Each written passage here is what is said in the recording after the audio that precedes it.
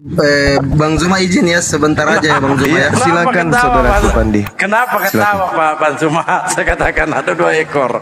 Kan ada Enggak domba. apa-apa. Serigala bang. Jangan Bang Dalbo. Oke, lanjut. Jangan difitnah domba itu Bani Respon sedikit, Yakub. saya ini manusia Bang Dalbo. Nah lo, Bang Sultan, ayo. Yang disebut domba itu Yeremia Bang Dalbo 50:17 adalah Bani Yakub. Yeremia 23 nomor 2, nomor 3, nomor 8 yang disebut domba Bani Yakub. Adapun serigala itu disebutkan dari ajaran Paulus Benyamin, Kejadian 49 nomor 27. Jadi menyebut teman Kristen itu cukup dengan penghargaan keturunan Benyamin gitu loh.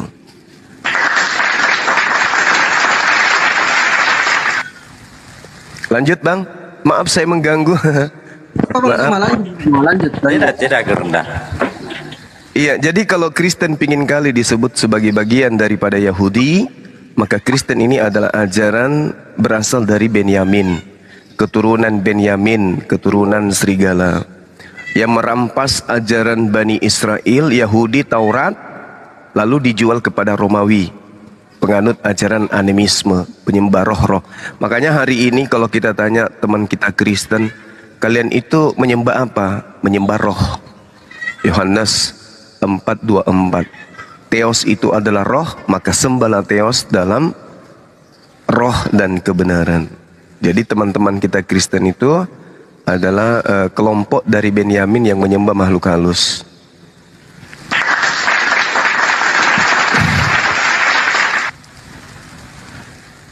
Tapi masih banyak teman kita Kristen yang belum menyadari itu. Iya dia kan aja lah bersenang gurunda. Bukan saudaraku, itu fakta. Itu fakta.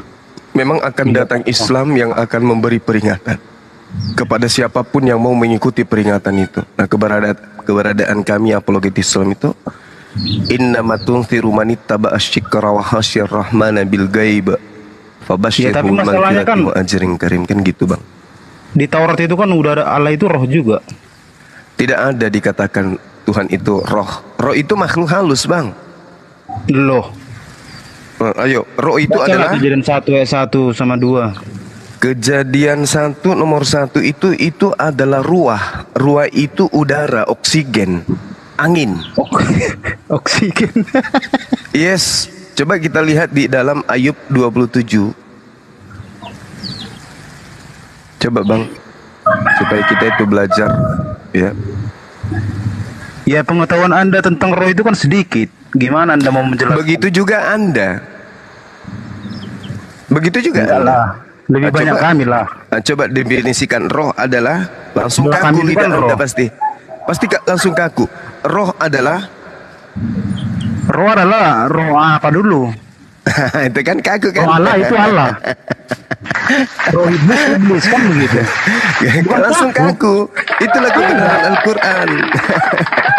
Kebenaran Al-Quran itu begitu. Jadi ketika Roh Allah itu Allah bukan ciptaan. Beda kalau kita bahas Al-Quran dikata Bukan, roh bukan kami begitu. dibikin Bukan roh begitu. dalam kurung ciptaan kan gitu. Dalam Bukan kurung begitu. ciptaan itu kan tafsiran Gurunda. Oke. Kalau roh itu bukan ciptaan, coba bantu saya pahami. Roh adalah, coba lanjutkan. Roh adalah tanya apa dulu roh apa dulu?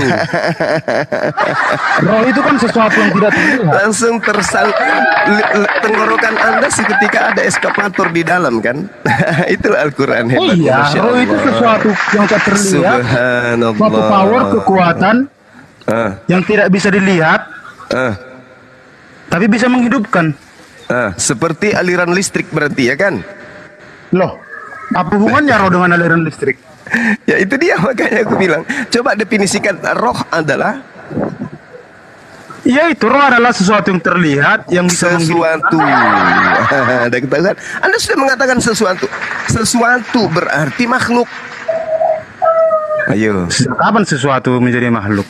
Lah, coba apa sesuatu itu? Sesuatu adalah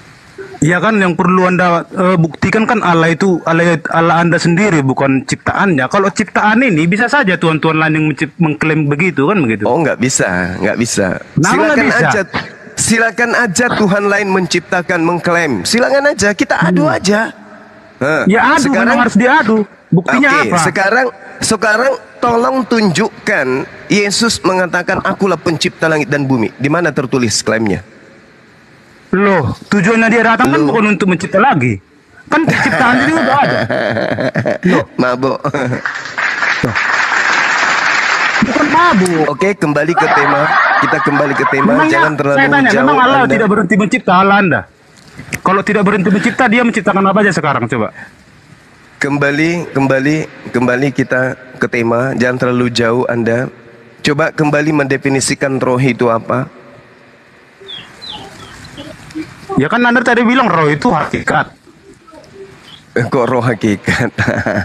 Ya. Roh itu makhluk, roh itu ciptaan. Eksistensi. Coba kamu baca. Kamu masuk dulu di Google. Roh adalah Eksistensi Allah itu kan roh. dari mana? Datamu dari mana?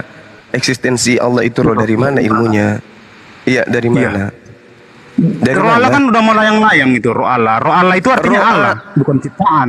Roh Allah yang dimaksud di situ adalah angin ciptaan Allah. Kok jadi angin pula? Angin di situ ruah. Kok jadi apa, Dan? Angin. Anda mau menafsir roh itu angin? Jadi apa? Roh itu Loh, angin. roh Allah itu itu bukan Allah. roh. Loh. Sayang sekali anak-anak ini. Ya di situ nggak ada ditulis angin, di situ ditulis roh. Coba kamu Jadi lari baca ke angin. Ayub 27, coba 27 nomor 3 bacakan saya. Waduh, jangan nafsir-nafsir lah, Gurunda. Bukan nafsir, Masa bukan roh menafsir. Bukan menafsir, Anda itulah yang kemudian ditipu oleh Bible itu sendiri. Coba kita belajar pakai data ilmiah. Tadi Anda Ayub bilang ajaran roh itu ajaran 27. Paulus. Sedangkan kata roh di perjanjian memang. lama itu Iya, kata roh di perjanjian lama itu bercerita dua. Yang pertama malaikat, yang kedua ada adalah nggak angin. orang Yahudi yang percaya roh itu angin seperti pemikiran Anda? Orang Yahudi mana ada nyembah Yesus? Orang Loh. Yahudi mana ada nyembah roh? Orang Coba Yahudi tunjukkan percaya di nggak mana. roh Allah itu Allah? Apa ciptaan? Orang Yahudi percaya bahwa roh itu adalah Udah, ciptaan apa Tuhan. lagi? Coba Roh Anda Allah baca itu Allah, Zakaria 12. Zakaria 12 nomor 1, roh adalah ciptaan. Anda baca kemudian Ayub 27 nomor 3. Roh Elohim atau ruah Elohim itu adalah udara atau oksigen. Ayub 27 nomor 3, selama napasku masih ada padaku dan ruah Elohim masih di dalam lubang hidungku. Ruah Elohim itu apa? Kalau di dalam hidung itu apa? Ruah Elohim. Iya, roh Elohim itu Elohim. Ya, berarti Tuhanmu ada di lubang hidung. Bukan, ya sama aja dengan begini. Ya kan sama aja. Alom itu kan lebih dekat dengan urat leher kan? Berarti Iya. alom itu urat leher. Ada di urat leher. Tadi sudah saya menjelaskan ayatnya loh. Sanurihim ayatina fil afaqi wa fi anfusihim. Sekarang yang membuat nadimu berdenyut itu siapa? Kamu yang bikin sendiri. Denyut-denyutan aku berdenyut. Yang pasti bukan Allah SWT. Ya, itu karena kamu kafir, kamu ingkar. Bisa tidak Yesus Tuhanmu membuat denyut dan jantungmu itu berdetak? Bisa nggak? Kenapa nggak bisa? Sedangkan Yesus kentut seminggu aja bengkak perutnya. Kalau tidak kentut dia. Sedangkan menghidupkan yang mati aja dia bisa. Ya, banyak cerita. Yesus itu kalau seminggu kan dia tidak bisa bikin jantung berdetak. dia kena usus turun, usus buntu. Nggak mungkin dia yang menjaga jantungmu, nggak mungkin. Lawang dia tahu musim ara aja tidak tahu. Nah sekarang ketika Anda mengatakan bahwa roh itu adalah Tuhan Anda, coba di dalam Kejadian 1, 2, ruah Elohim melayang-layang di atas permukaan air. Nah, kalau Anda melihat bukan saya menghujat, tidak menghujat. Kalau Anda melihat ada dengarkan saudara. Dengarkan. Kalau Anda lagi di pinggir pantai, kalau Anda di pinggir pantai nih lagi duduk melihat ke pantai, ada air, kemudian ada roh melayang-layang di atasnya. Itu apa menurut saudara? Tuhan. Seketika Anda bersujud menyembahnya, oh Tuhan, kamu lewat. Kayak layangan gitu. Orang Yahudi memahami ruah Elohim menurut itu. Anda roh itu terlihat? Masa kita melihat roh gimana sih? Dengarkan saudaraku, ruah Elohim itu adalah udara, angin. Angin tak terlihat, bukan? Apa buktinya bahwa ruah Elohim itu adalah udara atau angin? Ayub 27 nomor 3. Di situ tertulis ruah Elohim masih di dalam lubang hidungku. Nafas hidupku masih ada padaku. Ruah Artinya roh yang Elohim. menghidupkan itu masih ada dalam dia. Lah, memang betul. Kita ini hidup karena roh. Tetapi yang keluar masuk di hidung itu apakah roh? Waduh, kau tafsir dari mana kau roh sama angin? Aduh, nggak jelas sekali. Yang keluar masuk di hidung itu apa? Kalau ada orang Yahudi diketawain kau ini. Justru yang Anda harus pertanyakan, kenapa orang Yahudi tidak satu Tuhan dengan Kristen? Kenapa nggak rangkulan? Kenapa nggak satu rumah ibadah aja? Anda harus bertanya itu. Kenapa? Loh, Karena mereka kan Kristen nggak itu mau- agama bidat. Iya, mereka Agama kan menyembah roh. Mesias, itu aja bedanya. Ya kalau Tuhan kami sama. Kenapa? Yahweh. Kenapa Yahudi?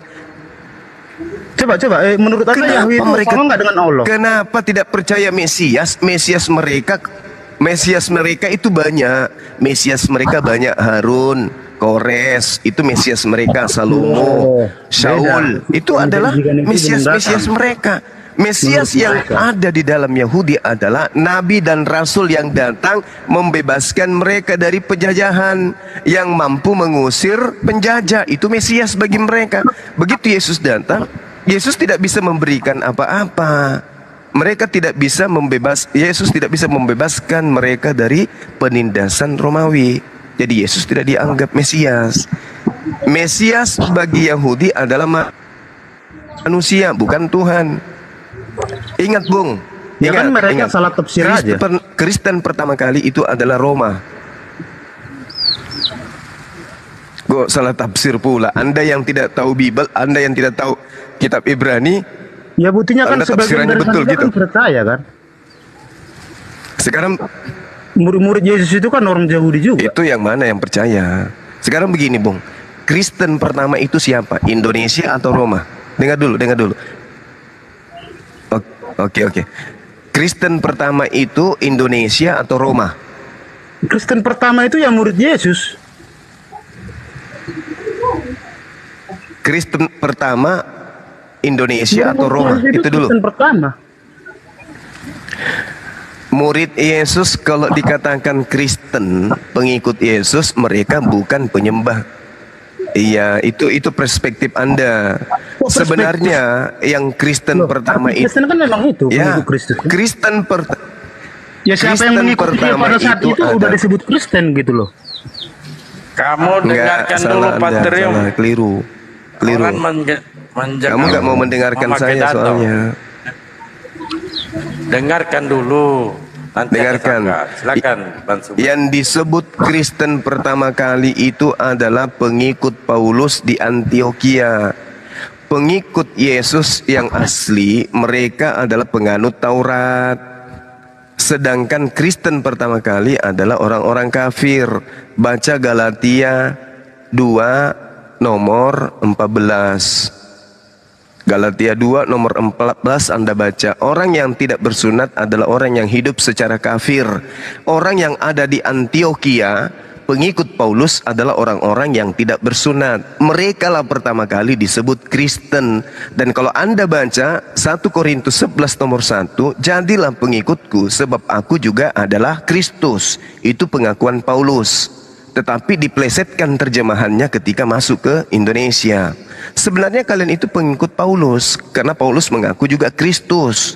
Nah, setelah Paulus ini di Antioquia mengajarkan ajaran yang dirampas dari Yahudi, dijuallah ke Roma. Roma lah pertama kali yang menjadi Kristen.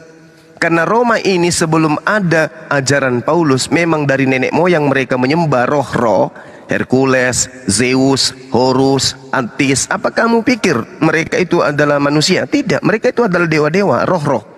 Itulah yang disembah Romawi. Ketika Paulus datang mengajarkan menyembah Yesus, mereka seketika mengimani itu. Dari ajaran Romawi Vatikan nyebrang menjadi Protestan, menjadi apa lagi? Yang lain Advent, menjadi Saksi Yehova, menjadi Mesianik, menjadi yang Anda imani sekarang. Dari sana asalnya agama Anda, bukan dari Yesus. Yesus itu pengikutnya adalah penganut Taurat. Galatia 4 nomor 4, Yesus tunduk dan patuh terhadap hukum Taurat. Berarti murid-muridnya tunduk patuh pada hukum Taurat. Bagaimana dengan Kristen? Kristen agama dari Roma yang didirikan Paulus di Antioquia. Supaya dianggap Kristen ini ajarannya Yesus, maka nama Yesus dibawa-bawa. Makanya di dalam Lukas 21 nomor 8, waspadalah kepada penyesat yang datang kepadamu yang membawa namaku dan mengatakan akulah dia. Siapa pelakunya? Paulus. Jadi Lukas 21 nomor 8 itu nasihat Yesus kepada muridnya Bani Israel. Terakhir dari saya, Yohanes 10 nomor 27 kata Yesus, aku mengenal pengikutku, pengikutku mengenal aku, mereka pengikutku mendengarkan aku dan mengikuti aku. Jadi murid-murid Yesus mengikuti Yesus. Ketika Yesus puasa, murid puasa. Ketika Yesus sholat, murid sholat. Ketika Yesus menyembah satu Tuhan, mereka menyembah satu Tuhan. Ketika Yesus tidak makan babi, mereka tidak makan babi. Ketika Yesus ibadah Sabtu, Sabat, mereka ibadah Sabat. Jadi Kristen beda. Kristen itu pengikut Paulus, di mana Paulus juga mengaku sebagai Kristus. Demikian.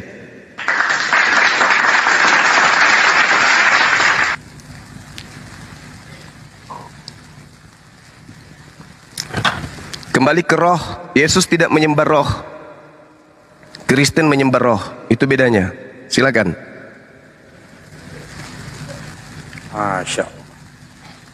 Silakan, Pak Terum. Terum? Kita santai aja, Bang. Diskusi kita pakai data, jangan kita ini, santai aja kita ya. Kesimpulan saya, Yesus tidak menyembah roh. Kristen menyembah roh. Roh adalah makhluk halus. Izin turun dulu, Bang Darbo. Silakan.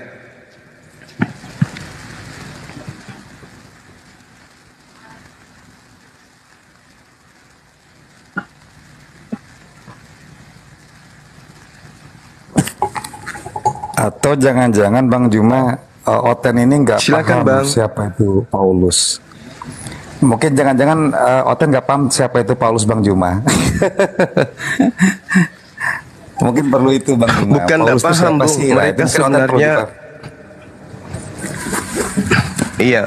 Jadi gini, saudara-saudara, sebenarnya Selamat siang. Siang. Kalau Juma? mereka Sahabat dulu Juma, iya. saya pertanyakan data Anda tadi. Iya, silakan Bang. Tunjukkan data Anda yang Paulus mengaku Kristus. 1 Korintus 11 nomor 1. Baca. Bacalah. Kamu baca Anda kan lah, bertanya. Baca. Anda harus membuktikan. Jangan dari jangan dari saya. Baca, gak usah ini. Nanti gak saya usah ini framing segala macam. Gak usah. Loh, jadilah baca. pengikutku seperti aku juga Kristus. 1 Korintus berapa? Itu. Mau belajar. Baiklah, aku kirim kamu ke perpustakaan. 1 Korintus 11 nomor 1. Jangan sombong kalau status mau belajar, jangan sombong. Korintus berapa? Gak bagus. Baru mau belajar udah ditanya. 1 Makanya Korintus kalau berapa? baru 11 nomor 1, Paman. Ini dustanya Zuma ya. Dustanya Zuma ya. Saya yang tahu Bible di situ baru tanya-tanya, kamu katakan saya dusta. Zuma ini pendusta ya. Zuma ini pendusta. Ini buktinya. Boleh, Jadilah pengikutku sama seperti aku juga menjadi pengikut Kristus. Nah, Paulus pengikut Kristus, dia mengajak untuk sama-sama menjadi pengikut Kristus. Nah, itu yang dimaksud ya. Jadi ini Zuma jangan jadi ini apa? Jangan berdusta di sini. Jadilah pengikutku. Oke, boleh bacakan saya original teksnya, Bang. Bisa bacakan saya original teksnya? Original teks.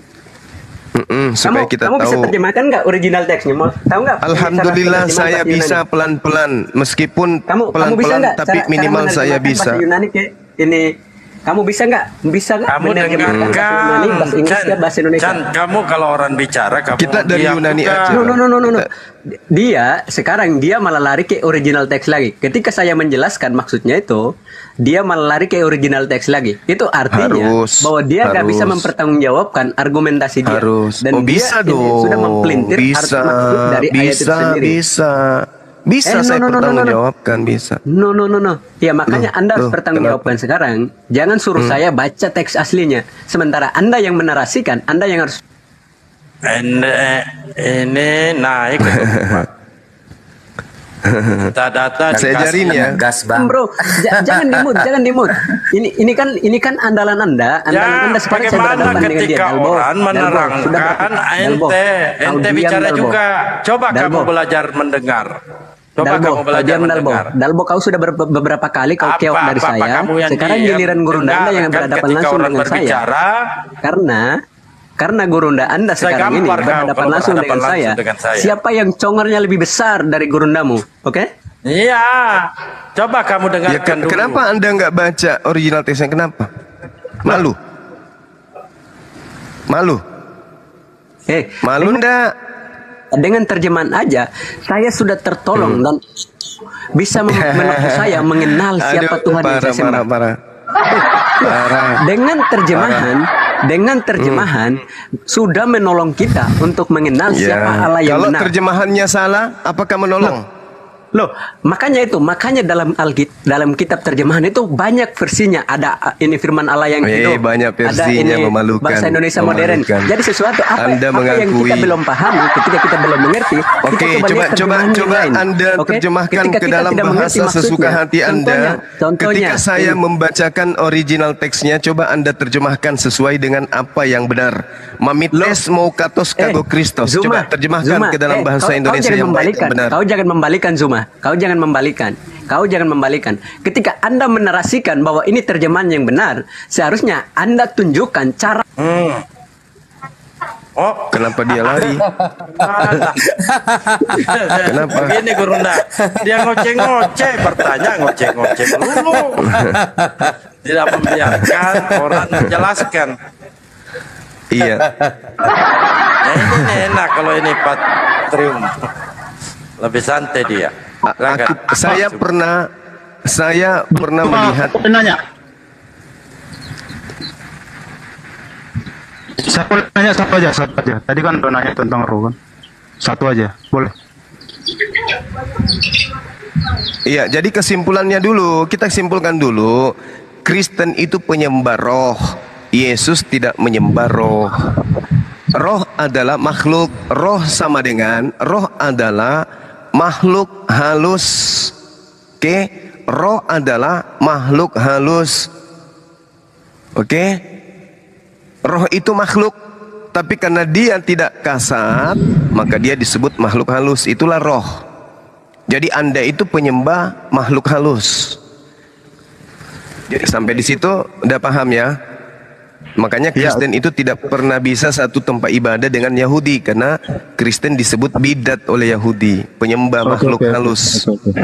Ya, saya boleh nanya satu aja. Silakan. Saya ingin tahu pertama apa tuh? yang Anda ketahui yang pernah dilakukannya, dan kedua apa alasan Nabi Bang. Muhammad itu menikahi Aisyah di usia 6 tahun. Satu, apa kebaikan Muhammad? Dua, apa alasan Nabi Muhammad menikahi Aisyah umur 6 tahun? Silakan. Iya, baik. Jadi di antara seluruh wanita yang hidup sesama dengan baginda Rasulullah Muhammad sallallahu alaihi wasallam, satu wanita yang dinikahi dalam keadaan perawan, dinikahi pada usia 18 tahun atau 17 tahun.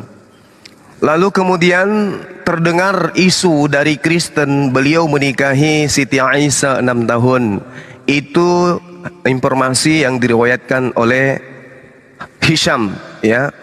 Lalu kemudian ketika kita ingin membuktikan secara fakta, perang Badar dan perang Uhud syaratnya untuk ikut harus di atas 15 tahun. Minimal 15 tahun baru bisa ikut perang Uhud.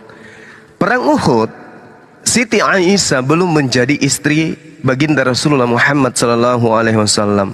Dan pada saat itu Siti Aisyah ikut di dalam perang Uhud dan perang Badar. Artinya hoaks yang mengatakan Siti Aisyah dinikahi usia 6 tahun. Usia 15 tahun Siti Aisyah belum dijadikan sebagai istri. Itu yang pertama. Kedua, satu-satunya wanita, satu-satunya manusia, wanita sesama Rasulullah, istrinya yang menghafalkan lebih dari 2000 hadits adalah beliau, Siti Aisyah. Jadi fungsi daripada dinikahinya Siti Aisyah oleh baginda Rasulullah Muhammad SAW adalah untuk mengajarkan semua aspek yang menjadi literasi terkait pemahaman Al-Quran yang dianut oleh Rasulullah kepada umat manusia.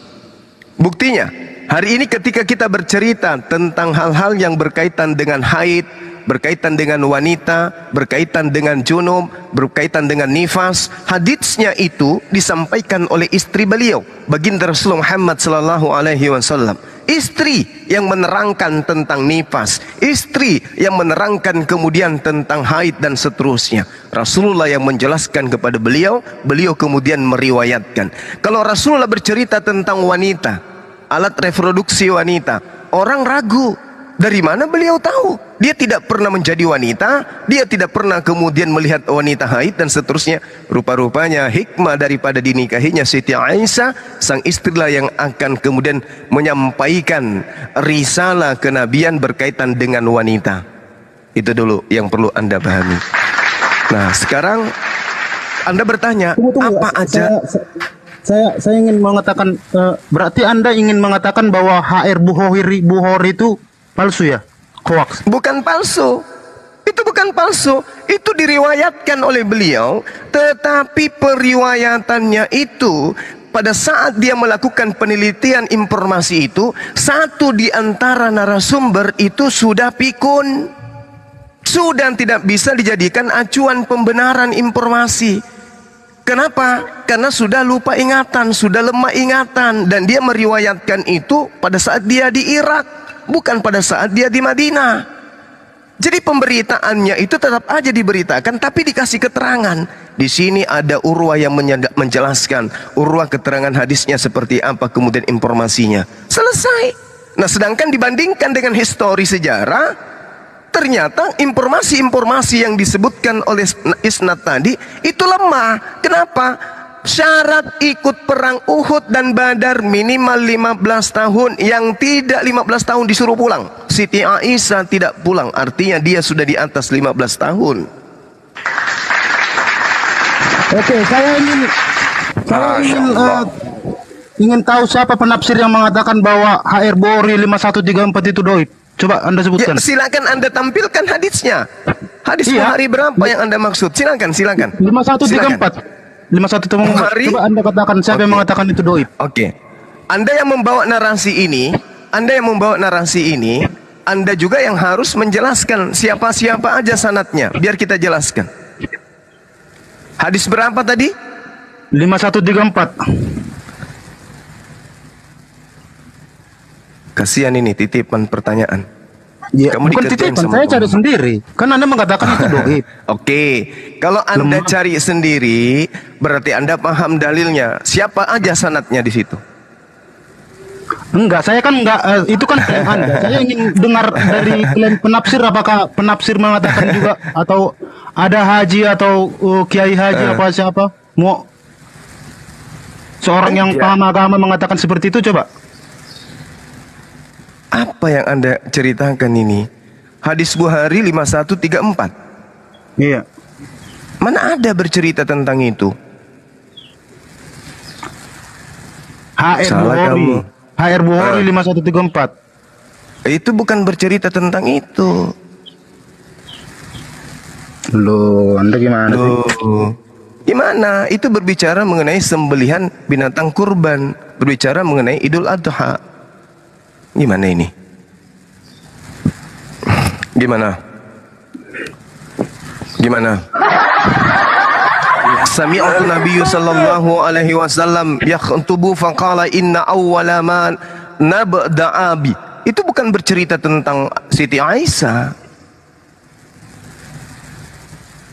Telah menceritakan kepada kami Hajjaj bin Minhal, telah menceritakan kepada kami Subha. Dia berkata, dia telah mengabarkan kepadaku Subaid.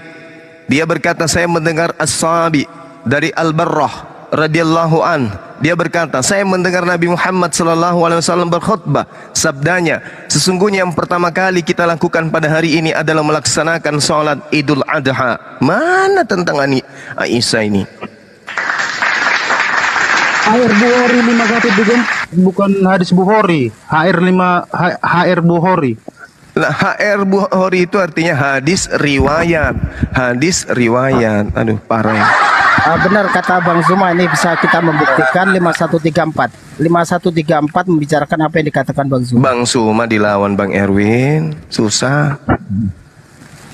Dia tangan kanannya Yesus untuk meluruskan ajaran Yesus.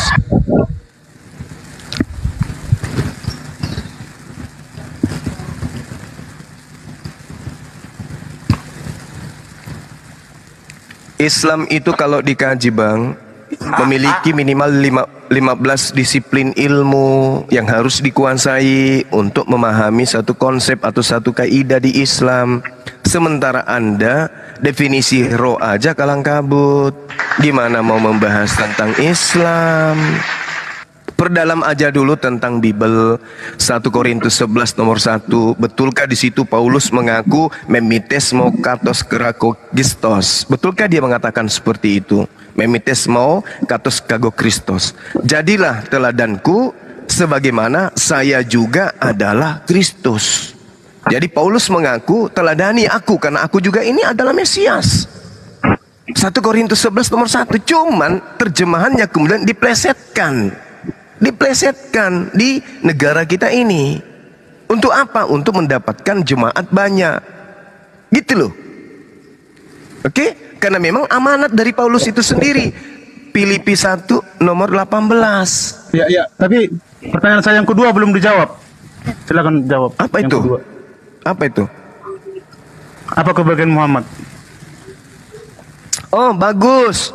Ini pertanyaan yang sangat cantik. Kebaikan Rasulullah Muhammad sallallahu alaihi wasallam menjelaskan kepada manusia agar supaya manusia itu tidak menyembah kepada sesamanya manusia. Kenapa demikian? Beliau datang memberi peringatan.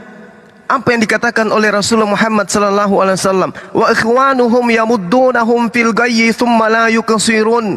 Dan teman-teman mereka, yaitu orang-orang kafir dan fasik, membantu setan-setan dan menyesatkan, dan mereka tidak henti-hentinya menyesatkan. Coba Anda lihat, sebelum baginda Rasulullah Muhammad sallallahu alaihi wasallam itu datang, Arab, serambi Arab ini, serambi Mekah, Madinah, dan semua tanah Arab itu adalah penyembah berhala. Perbudakan di mana-mana, seks bebas di mana-mana, ajaran paganisme di mana-mana, penyembahan berhala di mana-mana, pembunuhan terjadi secara masif di mana-mana. Begitu beliau datang, permisi. Penjelasan aja itu kebaikan yang subjektif. Saya mau yang objektif. Kebaikan yang objektif itu apa? Yang pernah dilakukan dulu penjelasannya, dengarkan dulu ya. Baik. Kamu dengarkan dulu. Yang dilakukan oleh Rasulullah Muhammad sallallahu alaihi wasallam yang tadinya menyembah berhala diberhentikan, kemudian menyembah kepada Tuhannya Abraham, Ishak dan Yakub. Oke? Yang tadinya kemudian tidak memiliki aturan kehidupan, memiliki aturan kehidupan. Contoh, berkat beliau Rasulullah Muhammad sallallahu alaihi wasallam, Indonesia punya konsep ketuhanan. 5 sila yang digunakan Indonesia semua bersumber dari Al-Quranul Karim. Al-Quran adalah mandat yang diberikan oleh Allah pada baginda Rasulullah Muhammad sallallahu alaihi wasallam atas berkat rahmat Allah yang maha kuasa dan dengan didorongkan oleh keinginan yang luhur supaya berkehidupan kebangsaan yang bebas. Maka rakyat Indonesia menyatakan dengan ini kemerdekaannya. Apa itu? Dengan berkat rahmat Allah, bukan dengan berkat rahmat Yesus, atau dengan berkat rahmat Yahweh, atau berkat rahmat Theos, enggak ada. Yang adalah Allah. Itu dijadikan sebagai panduan. Sila pertama, ketuhanan yang Maha Esa. Satu-satunya agama di Indonesia ini yang berkonsep ketuhanan yang Maha Esa hanya Islam. Yang lain cuma ikut-ikutan. Oke? Yang lain cuma ikut-ikutan. Hanya dua agama di dunia ini yang berketuhanan Esa. Apa itu? Yudaism dan Islam. Shema Israel, Adonai Eloheinu, Adonai Ahad. Bagaimana dengan Kristen? Kristen Tuhannya tiga. Mana contohnya? 1 Yohanes 5 nomor 7. Ada 3 yang bersaksi di surga. Bapa, Anak, Roh. 3 Tuhan saudara, bukan 1. Jadi kalau Anda bertanya konsep apa yang diajarkan oleh baginda Rasulullah Muhammad sallallahu alaihi wasallam, Hinduisme mengajarkan Trimurti, Yahudi mengajarkan Trimurti, kemudian Mesir kuno dan juga Romawi mengajarkan Trinitas, hanya Yudaism dan Islam yang keturunan Abraham alaihissalam yang mengajarkan konsep Ehad atau Ahad, La ilaha illallah. Oke? Seperti itu, Bung. Dari tadi Anda ngomong gak ada poin. Anda nggak menjawab pertanyaan saya. Anda yang tidak punya alat di kepala untuk menerima penyampaian saya. Jangan dibalik. Bukan, saya yang nanya tadi. Kebaikan Nabi Muhammad mengajarkan alam semesta menyembah kepada satu Tuhan. Oke. Kalau mengajarkan itu bisa disebut guru. Saya nanya kebaikan yang pernah dilakukannya itu apa? Sebagai guru dia mengajarkan apa yang dikatakan oleh Allah. Anda yang tidak paham jawaban saya. Contohnya begini,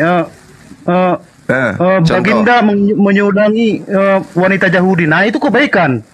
Nah coba kasih contoh seperti itu. Yang lain coba. Maksudnya gimana? Apa kebaikannya? Kebaikannya semua aspek dalam sehari-hari. Semua aspek. Saya kasih contoh. Ketika ada seorang Yahudi tua, ya, Yahudi tua yang buta, kemudian setiap hari dia maki-maki Rasulullah. Rasulullah itu begini, Rasulullah itu begini. Lalu kemudian ada seorang yang senantiasa aktif memberikan beliau suapan makanan. Ketika wanita tua itu disuapin dengan lembut, dengan halus, dengan tata krama yang begitu indah, wanita tua Yahudi itu bercerita, kamu dengar Muhammad tidak? Kamu dengar yang disebut Nabi Muhammad tidak? Orang ini yang menyuapi mengatakan, iya saya dengar. Kenapa beliau, ibu? Beliau itu pembunuh, beliau itu jahat, beliau itu suka menindas, beliau itu jahiliyah, beliau itu kafir. Oh iya ibu, sambil disuapin. Setiap hari disuapin, dan setiap hari ketika disuapin hanya ada di mulutnya wanita Yahudi itu, Nabi Muhammad itu jahat, Nabi Muhammad itu jahat, Nabi Muhammad itu jahat. Pada suatu ketika Rasulullah meninggal dunia. Datanglah sahabatnya menyuapin wanita tersebut. Ketika ditanya apa amalan Rasulullah yang selalu dia lakukan, beliau selalu menyuapi wanita Yahudi di pasar ini. Datanglah kemudian sahabatnya ke sana, disuapin. Begitu disuapin sama sahabat Rasulullah, ibu perempuan itu langsung menepis tangannya. Jangan kau suapin aku. Kenapa rupanya? Selama ini yang menyuapi saya tidak seperti kamu. Yang menyuapi saya selama ini itu halus, lembut. Dia memperlakukan aku sangat-sangat indah, sangat nyaman. Kamu jangan, itu bukan kamu kan? Iya, yang menyuapin kamu itu sudah meninggal. Siapa dia rupanya? Beliaulah baginda Rasulullah Muhammad sallallahu alaihi wasallam. Wanita tersebut seketika menangis terjadi-jadinya. Yang selama ini diceritakan jahat, ternyata tiap hari yang menyuapi saya itu beliau. Iya, inilah yang terjadi samamu. Kamu tidak tahu Indonesia ini merdeka berkat beliau. Pengikut umatnya yang mengusir penjajah, bukan orang Kristen yang mengusir penjajah. Bukan, mohon maaf. Justru Kristen itu adalah pengikut agama penjajah. Coba andaikan saja ajaran Rasulullah itu tidak sampai ke Nusantara, kerajaan demi kerajaan masing-masing ego tidak mau bersatu. Majapahit mengatakan kerajaannya hebat, Sriwijaya mengatakan hebat, kerajaan Goa Makassar mengatakan dirinya hebat, kerajaan Luwu juga mengatakan hebat. Masing-masing mengukuhkan kerajaan masing-masing, tidak ada persatuan. Apa yang terjadi? Hancur kita. Di saat kemudian negara-negara lain sudah maju, hancur kita. Untung Rasulullah mengajarkan shalom, damai sejahtera, tidak menginginkan adanya penindasan, tidak menginginkan adanya pemerasan, peperangan dan seterusnya. Maka rakyat pribumi bersatu menggaungkan apa? Allah. Bukan, tapi Allahu Akbar. Mereka kemudian dengan Allahu Akbar mengusir orang. Pahami apa yang baik dari Rasulullah? Yang baik dari Rasulullah menghadiahkan ajaran shalom, damai sejahtera yang bisa kau nikmati sekarang. Kau hidup di tengah-tengah umatnya, damai sejahtera kan? Coba kamu hidup di negara luar yang mayoritas Kristen. Cobalah di sana kamu hidup. Iya, makanya saya pengen dengar jawaban yang tadi ya. Enggak, begini. Begini gimana? Macam yang padahal pertanyaan saya apa kebaikan Muhammad kan begitu. Nah tadi kan Anda udah menceritakan. Beliau itulah mengajarkan Islam, mengajarkan semua aspek yang dibutuhkan manusia. Oke, sekarang pertanyaan saya, coba buktikan mana datanya bahwa Muhammad pernah menyuapi wanita Yahudi. Coba, silakan. Jangan ya, cuma baca ada. Anda bisa hadis. Anda bisa hadis. Saya baca hadis berapa? Hadis berapa? Iya, hadis berapa itu? Paling bisa. Iya. Tunggu. Saya lupa hadisnya. Hadis berapa, coba? Waduh, Akhi Sudi ingat hadisnya? Gitu.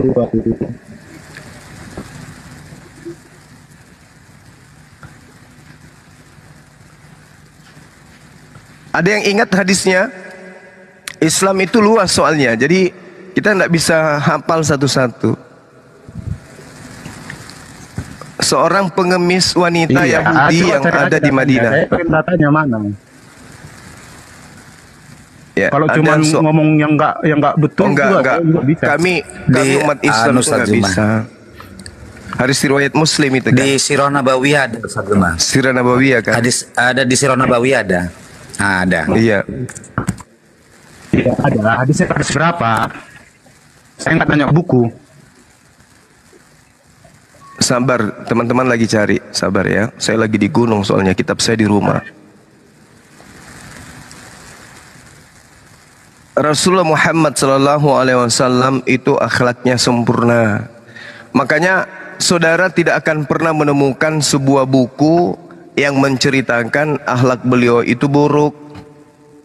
Beliau diutus ke atas muka bumi ini untuk menyempurnakan akhlak manusia. Coba kamu carikan saya buku di mana Rasulullah Muhammad SAW itu diceritakan akhlaknya buruk. Tidak akan pernah Anda temukan. Kecuali link-link yang dibuat oleh orientalis. Seperti yang kamu katakan tadi. Memotong tangan di situ, memotong tangan. Wah, itulah hebatnya dia. Memotong tangan itu. Oh enggak buruk. Coba Anda baca bagaimana kemudian di dalam Imamat 21. Memotong tangan enggak buruk. Loh, itu perintah Tuhan loh. Itu perintah Tuhan, gimana ceritanya? Perintah Tuhan kok bilang buruk? Kalau Tuhan memerintahkan seperti itu kok buruk? Bagaimana dengan perintah Tuhan kepada Nabi Musa? Jangan kau biarkan apapun yang bernapas, bunuhlah semua apapun yang ada di sana. Itu perintah siapa? Buruk tadi itu. Buruk tidak? Oh, maksud Anda Muhammad pada saat itu membaca Alkitab gitu? Ya. Loh, saya tanya samamu, kamu jangan bahlul. Saya tanya samamu, ketika Nabi Musa alaihissalam diperintahkan membunuh, apakah itu buruk? Aku tanya samamu sekarang. Tadi Anda bilang itu perintah Tuhan yang ya, mana? Memang perintah Tuhan. Perintah Tuhan untuk menegakkan kemudian apa yang ada di dalam Al-Quran itu perintah Tuhan. Nah sekarang saya tanya samamu, apakah kemudian ketika ada perintah kepada Nabi Musa untuk membunuh, jangan biarkan apapun yang bernapas, apakah itu buruk? Jawab dulu. Jawab dulu. Saya belum dapat jawaban. Tadi Anda bilang Nabi Muhammad memotong tangan itu perintah Tuhan. Perintah Tuhan yang di mana? Mana hadisnya? Bacakan hadisnya. Bacakan hadisnya. Bacakan. Loh. Anda terlalu tajam kalau bertanya. Giliran ditanya adalah Yesus nangis. juga menyuruh potong tangan. Apakah itu buruk? Yesus menyuruh potong tangan. Ngerti enggak kau? Enggak ada pernah Yesus bilang gitu. Ini kamu koplang, nggak pernah baca Bible. Baca Markus 9 dari ayat 42 tuh. Baca sampai ayat 49. Baca. Jadi begini, nanti perumpamaan Markus 9 ayat 49. Ya, Markus 9 ayat 42 sampai ayat 49 itu Yesus menyuruh apa? Kalau ada orang yang menyesatkan anak-anak ini, lebih baik baginya dikalungkan batu kilangan dan dicemplungkan ke laut. Tengok tuh kejamnya Yesus itu. Ya betul lah. Iya. Kalau Yesus ya betul lah. Kalau Yesus ya betul lah. Matamu. Tapi kan Yesus nggak melaksanakan itu gitu loh. Dia kan hanya mengucapkan kan. Siapa bilang? Barang siapa yang tidak membenci ibunya, tidak membenci ayahnya, tidak membenci anak kandungnya, dia tidak bisa menjadi pengikutku. Bedakan perlakuan dengan ucapan. Anda bisa perlakuan. Oh, jadi Yesus itu pembohong gitu maksudnya? Yesus itu pembohong maksudnya. Siapapun yang tidak mau menjadikan aku sebagai rajanya, bawalah dia di hadapanku, bunuhlah dia di hadapanku. Itu perintah siapa? Perintah siapa itu nanti di hari kiamat. Itu nanti di hari kiamat. Di kiamat. Di kiamat. Kalau giliran kayak gitu di kiamat, kalau yang kayak gitu hiasan. Yang nggak mengakui Yesus Tuhan itu kalian ini. Lah, bagaimana mungkin Yesus kami akui sebagai Tuhan sementara Yesus sendiri tidak mengakui dirinya Tuhan? Kan tompel. Bagaimana kita mengakui Yesus Tuhan? Keledai aja nyolong. Masa ada Tuhan nyolong keledai, gimana sih? Bagaimana mungkin kami mengakui Yesus itu Tuhan sementara Yesus kalau tidak cebok bau? Gimana kita mau akui dia Tuhan? Coba suruh Yesus enggak cebok, bau enggak? Bau, itu yang kau tuhankan? Enggak mungkin. Gimana? Bagaimana mungkin kemudian Yesus kami tuhankan? Yesus tidak kentut seminggu, bengkak perutnya kembung, kena lever dia lama-lama. Pertama-tama masih kotoran, lama-lama dia hujat. Ini kan kamu bertanya, kami tidak menuhankan. Saya tanya, kamu tanya, kami tidak menuhankan. Makanya saya jawab, bagaimana mungkin kami mau menuhankan manusia yang punya anus? Gak mungkin. Hanya orang bocor dan gepeng kepalanya yang mau menuhankan yang kayak begitu. Lagian Yesus juga tidak menuhankan dirinya kok. Anda yang mengatakan ayat. Ya saya jelaskan maknanya. Yesus tidak menuhankan dirinya kok. Yesus menuhankan Allah. Dia tidak menuhankan dirinya. Kalian kan penganut agama Romawi, penyembah roh-roh. Makanya Anda menyembah Yesus, kan Anda penyembah roh. Sederhana kan? Loh, sekarang saya tanya begini. Yang berkuasa itu di dunia dan di surga itu siapa? Tuhannya Yesus. Siapa yang berkuasa di Tuhannya Yesus. Sudah, berarti Yesus itu Allah. Tuhannya Yesus, gepeng. Kok Yesus berkuasa? Yesus berkuasa apa? Yesus berkuasa nggak menahan kentutnya seminggu. Berarti kamu nggak pernah baca Injil kan? Lah saya baca Injil. Kepada aku telah diberikan kuasa di bumi dan di surga. Mana kuasanya di bumi? Tunjukkan. Loh, dibunuh sama tentara Romawi, itu kuasanya. Ya dibunuh, tapi dia kan bangkit lagi. Iya dibunuh. Dengan kata bangkit, bukti dia bukan Tuhan, saudara. Karena dia bangkit, berarti dia bukan Tuhan. Yang namanya Tuhan tidak pernah bangkit. Yang bangkit dari kematian itu namanya apa? Apa yang bangkit dari kematian itu apa namanya? Zombie. Coba yang dibawa, yang bangkit dari kematian itu apa namanya? Yang dibawa coba. Zombie. Coba Nabi Muhammad meninggal itu bangkit enggak? Kenapa harus bangkit? Kenapa dia harus bangkit? Emang dia artinya dia emang punya kuasa. Emang dia mumi? bangkit. Emang dia zombie? Emang dia vampir? Yang bangkit dari kematian itu vampir. Itu vampir itu. Itu hantu setan. Kau kan penyembah roh memang. Jadi Tuhanmu wajib bangkit dari kuburan. Orang mati bangkit dari kuburan dianggap Tuhan. Kan aneh. Orang bangkit dari kuburan itu dikira hantu, bukan dikira Tuhan. Tapi karena ajaranmu adalah ajaran Roma, bukan ajarannya Yesus, maka kau menuhankan ini, orang yang keluar dari kubur. Aneh kamu. Sedangkan Yesus ketika dia ada di atas muka bumi, dia bertuhan kepada Allah. Dia tidak bertuhan kepada mantan mayat, tidak.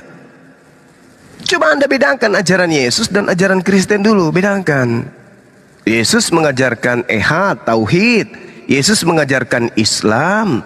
Lah kamu sendiri mengajarkan apa? Mengajarkan pagan, nyembah kepada makhluk, roh lagi. Kan menakutkan. Makanya Suma kau asal berbunyi, kau asal berbunyi. Serius. Iya, bantu teman kalian. Apa? Yang dikatakan di surat Maryam itu apa yang dibangkitkan itu? Apa di surat Maryam, apa yang dibangkitkan? Apa? Pada Siapa saat aku dibangkit, manusia. Manusia yang dibangkitkan. Segala sesuatu yang dibangkitkan itu manusia. Bangkit dari tidur, bangkit dari pingsan, bangkit dari maut, bangkit dari kubur. Manusia semua itu. Tidak ada Tuhan dibangkitkan kecuali Tuhan-Tuhanan. Mau lihat Tuhan-Tuhanan? Lihat di dalam Roma 14 nomor 9. Roma 14 nomor 9. Ini Tuhan-Tuhanan buatan Paulus yang dihadiahkan kepada Roma. Dengarkan. Untuk itulah Yesus mati, untuk dibangkitkan agar menjadi Tuhan bagi Kristen. Surat Maryam ayat 17 itu, jangan berpura-pura bodoh, jangan berpura-pura bodoh. Itu dikatakan siapa yang bangkit itu? Dikatakan siapa yang bangkit? Yang bangkit di sana siapa? Di ayat 17-nya itu siapa? Siapa? Menurut kamu siapa di situ yang bangkit? Siapa yang dibangkitkan? Siapa? Tunggu. Ya, yang dibangkitkan Isa ini manusia atau Tuhan? Mau Isa, mau Iso, mau As, apa terserah kamu. Sekarang yang dibangkitkan siapa? Di Yohanes Maryam 17 siapa yang dibangkitkan di situ? Emang ada kebangkitan di Yohanes di Maria 17? Perkataan Allah siapa? Siapa itu? Maria 17 di situ memang ada dibangkitkan. Nggak ada. Maryam 17 nggak ada. Ini ngawur aja nih orang nih. Ini saya bacakan tentang mau masang tabir itu. Ini saya bacakan ayatnya ya. Kepalamu gepeng. Lalu dia memasang tabir yang melindunginya dari mereka. Ini saya bacakan nih Maryam 17 nih. Lalu dia memasang tabir yang melindunginya dari mereka. Lalu kami mengutus roh kami Jibril kepadanya. Maka dia menampakkan diri di hadapannya dalam bentuk manusia yang sempurna. Mana ayat 17 yang berbicara tentang kebangkitan? Goblok. Mana kata Jibril itu? Nih. Mana di sini ada kebangkitan mana? Nih, coba dibesarin Bang Dalbo. Nih, mana ada kebangkitan mana? Matamu picek apa enggak? Coba kau lihat nih, matamu picek apa enggak nih? Nih, baca nih. 17 Maryam, apa matamu picek? Tengok, baca baik-baik. Nah, itu kan malaikat dapat. Baca. Bang, boleh saya berbicara? Boleh. Boleh saya berbicara semua? Bukan ada di ayat aslinya. Boleh saya berbicara? Makanya belajar Quran.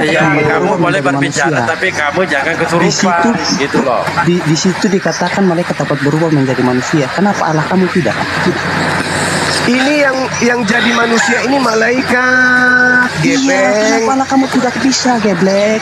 Lah, Tuhan saya Maha Pencipta, tuyul. Iya, dia Maha Kuasa, kenapa tidak bisa? Maha Kuasa bukan berarti dia menciptakan dirinya. La haula wala quwata illa billah. Saya tanya samamu. Saya tanya samamu. Apakah Tuhan itu Maha Kuasa menciptakan dirinya? Allah kamu itu Maha Kuasa tidak? Kacau. Hanya modal kebencian, modal kekafiran, modal buta, mau diskusi. Mana ceritanya? Pakai akal dulu, sehatkan akal kalian dulu. Ketika kemudian ada makhluk, itu bukan berarti Tuhan menjadi makhluk. Tuhan itu pahami dulu, dia maha pencipta. Sekarang model apa yang dia ingin ciptakan? Tuhan yang maha pencipta menginginkan menciptakan manusia tanpa ayah dan ibu, Adam.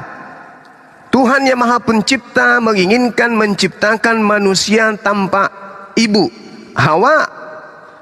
Tuhan menginginkan menciptakan manusia tanpa ayah, Isa. Tuhan menginginkan manusia menciptakan tanpa akal, Kristen. Udah selesai. Sederhana Tuhan itu. Apapun yang ingin Tuhan ciptakan tercipta. Luar biasa. Apapun yang Tuhan mau ciptakan tercipta. Bukan berarti Tuhan menciptakan dirinya menjadi manusia. Pagan. Tuhan mau menyelamatkan manusia, dia menciptakan dirinya menjadi manusia. Bahlul. Tuhan ingin menyelamatkan monyet, maka Tuhan menciptakan dirinya menjadi monyet. Tolol. Tuhan ingin menciptakan kera, maka Tuhan menyelamatkan kera, maka Tuhan menjadi kera. Dongo. Bang, bikin koreksi dikit bang. Koreksi dikit silakan. Bang. Silakan. Yang tadi itu Bang Suma bilang gitu, itu bukan vampir bang, tapi kuntilanak. Berfungsi otaknya anak ini. Ayub ini dari sekte mana? Tritumbal bang. Tritumbal, iya cocok lah, bagus. Perkara itu bang. Jadi gitu ya saudaraku ya, ketika Tuhan menginginkan sesuatu, karena dia maha pencipta, maka dia menciptakan. Jangan Anda mengatakan Tuhan itu maha kuasa, maka dia berkuasa menciptakan dirinya menjadi manusia. Walis Tuhan, gak nyambung. Yang benar adalah Tuhan maha kuasa, maka Tuhan berkuasa menciptakan manusia hamil tanpa suami. Tuhan maha kuasa, maka Tuhan mau menciptakan Maria hamil tanpa suami. Sudah 2 kali. Tuhan maha kuasa, maka Tuhan ingin menciptakan manusia tanpa ayah. Udah selesai. Tidak benar itu. Tuhan maha kuasa, maka Tuhan menciptakan dirinya menjadi manusia. Koplak. Gini Ahi. Bukti Tuhan maha kuasa, dia bisa menjadi manusia. Lah apa bedanya dengan babi ngepet? Coba. Hah? Manusia bisa jadi babi itu babi ngepet. Tidak mungkin Tuhan seperti itu.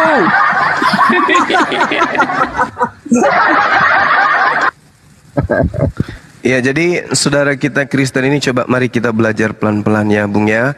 Tinggalkan ajaran yang membuat otak Anda itu tidak berfungsi. Jangan Tuhan Anda. kami kan memang maha kuasa.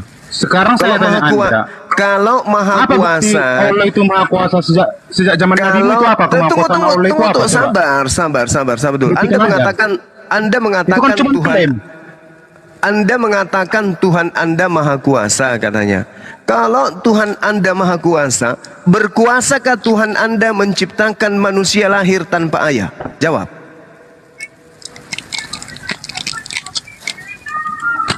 Berkuasa? Ya berkuasa. Berarti yang diciptakan tanpa ayah ini Tuhan. Tunggu. Yang diciptakan Tuhan Anda yang lahir tanpa ayah ini, itu adalah Tuhan atau ciptaan? Sekarang kita masalah kuasa. Tuhan Anda apa kuasanya coba? Saya ulang. Anda mengatakan Tuhan berkuasa menciptakan manusia lahir tanpa ayah. Pertanyaan saya, apakah yang diciptakan lahir tanpa ayah ini adalah Tuhan atau ciptaan? Itu kuasa Tuhan kami. Kuasa Tuhan kalian siapa? Saya tanya samamu, apakah Tuhan berkuasa menciptakan manusia tanpa ayah? Jawabanmu berkuasa. Saya tanya, berkuasa. Manusia yang dicipta tanpa ayah ini, apakah Tuhan atau ciptaan? Jawab. Ciptaan. Mantap. Subhanallah. Berarti Yesus ciptaan ya? Alhamdulillah. Wala ilaha illallah. Loh, Allah. Emang ada yang terlahir tanpa ayah kecuali Yesus? Baru. Ada. Ada. Siapa? Ada. Adam. Siapa? Adam. Adam tanpa ayah, tanpa ibu, dia Tuhan, bukan? Ya bukan. Bukan. Yesus ada ibunya tanpa ayah, mana yang lebih hebat? Loh, bukan karena tanpa ayah itu supaya menjadikan dia Tuhan. Jadi karena apa? Ya karena kekuasaan dia. Kekuasaan dia apa? Apa kuasanya Yesus apa? Dia berkuasa menghidupkan. Oke, mari kita cek. Mari kita cek. Bentar. Satu-satu, Bang. Satu-satu. Anda tadi mengatakan Yesus berkuasa menghidupkan orang mati. Iya, ini mari kita cek. Ketika Yesus membangkitkan orang mati, apakah dia bersaksi sebagai Tuhan atau utusan? Yohanes 11 ayat 41 sampai 43. Yesus menengadah ke atas dan berkata, "Ya Bapa, aku bersyukur kepadamu karena banyak orang yang berdiri di sini mengelilingi aku, supaya mereka tahu bahwa Engkau yang telah mengutus aku." Kok ngaku utusan, Bang, di situ, Bang? Tidak ngaku sebagai Tuhan, Bang? Katanya bukti dia Tuhan, dia membangkitkan orang mati. Tapi saya tanya Yesus sendiri, Pak Yesus, ketika kamu membangkitkan orang mati, apakah itu bukti itu Tuhan? Dijawab oleh Yesus, ya. Maka mereka mengangkat batu itu, lalu Yesus menengadah ke atas dan berkata, "Bapa, aku mengucap syukur kepadamu karena Engkau telah mendengarkan aku. Aku tahu bahwa Engkau selalu mendengarkan aku, tetapi karena banyak orang yang berdiri di sini mengelilingi aku mengatakannya supaya mereka percaya bahwa Engkau yang telah mengutus aku." Kok ngaku utusan? Yang bohong Anda atau Yesus ini, Bang? Hah? Yang bohong Anda atau Yesus ini? Menurut Anda ketika Yesus membangkitkan orang mati, dia adalah Tuhan. Menurut Yesus ketika dia membangkitkan orang mati, dia utusan. Yang bohong Anda atau Yesus? Ampun dong. Udah jadi berhala, Pak De. Udah jadi berhala, Pak De.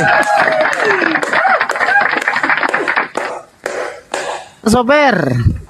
Jangan nangis, Trium.